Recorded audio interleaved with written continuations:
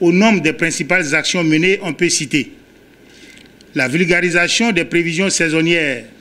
par des radios communautaires et à travers des échanges avec les populations,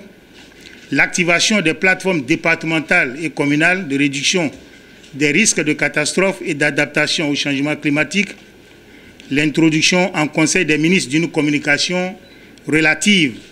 à la présentation de la situation, communication qui a abouti à la mise à disposition des moyens pour des actions urgentes en vue d'atténuer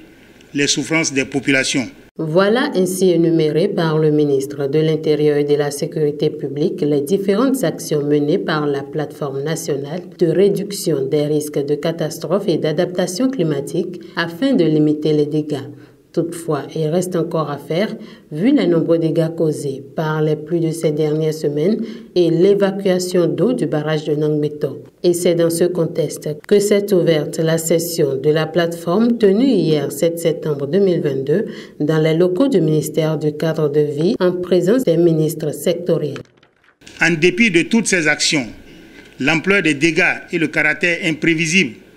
de leur évolution justifient la tenue de la présente session dont les objectifs sont les suivants. Présenter le point de situation,